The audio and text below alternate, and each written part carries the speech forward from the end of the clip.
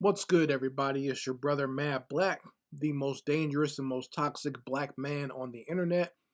And I'm black up in your face again with some more pro black commentary. I did a video very recently where I talked about Courtney Clenny and how she murdered her black boyfriend, Christian Obumseli. And I sort of mentioned that I wanted to talk a little bit more about these types of incidents where these black males are killed by their white spouses or girlfriends.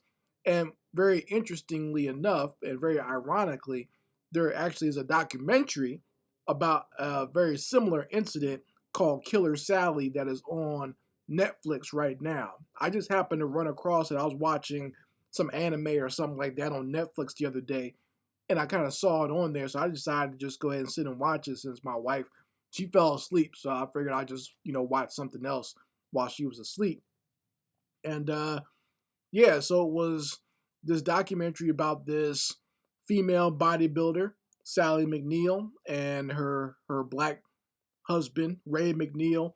And I actually do remember these two. Like, I was very much into bodybuilding in the 90s. Like, my brother, he was he was really the bodybuilder, but he would have all the magazines and stuff, and he kind of showed them to me and got me into watching, the competitions and, reading about the workouts and stuff. Now, I never was able to fully do bodybuilding so much because I was into wrestling, and wrestling's all about weight management.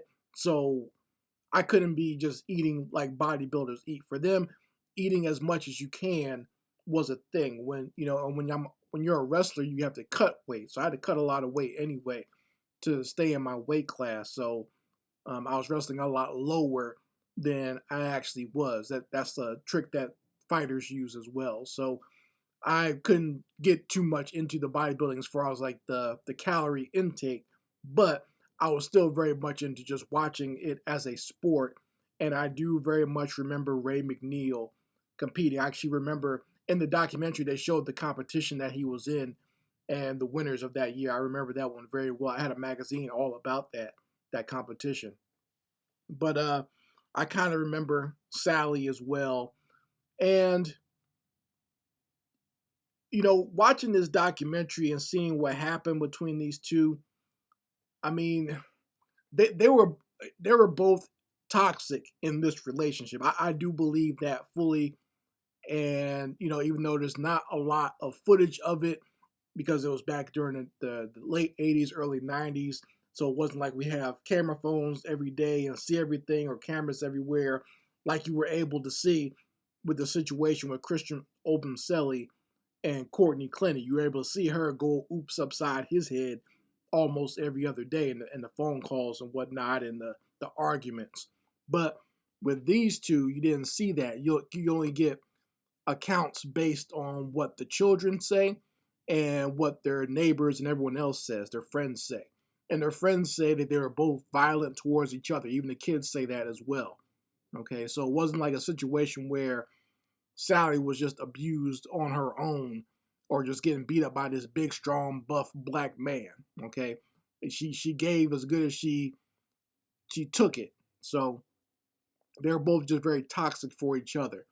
And the incident where it wound up where she actually killed him, I think that just based on watching the documentary and what everyone else and both Sally herself said about the crime, I believe it was more of a situation where she just felt pissed off that he was hanging out with some other female and not her on Valentine's Day. Like, that's what I feel it was. She tried to make it seem as if she was scared for her life, and that's the story she gave. She was scared for her life, and she shot him with a shotgun 2 times.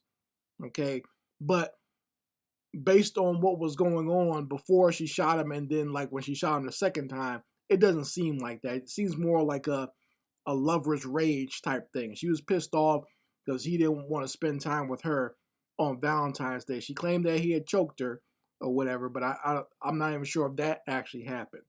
Okay, because she shot him while he was making dinner. She shot him in the stomach, and then while he was on the ground, no longer a threat to her, she shot him in the face.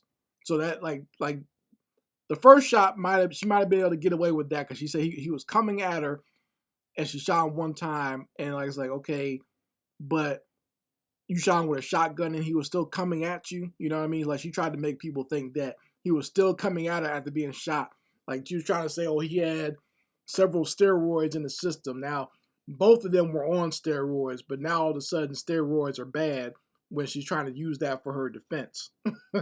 So yeah, it's just a crazy situation. But like I said, based on the evidence, he was already on the ground. She shot him in the face. There was blood splatter going upward from where she shot him. So it was obviously he was defenseless at that point. And, you know, she actually did serve her time. I'll give her somewhat some credit for that she actually went ahead and went to prison and actually served more years than she was actually sentenced to.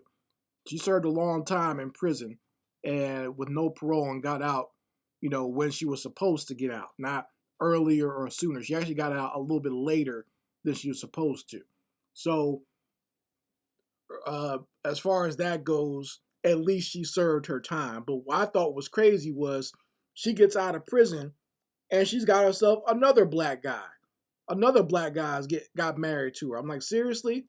Like you Negroes just haven't learned your lesson. And it's obviously that's the kind of men she likes because her first husband, she had kids by him.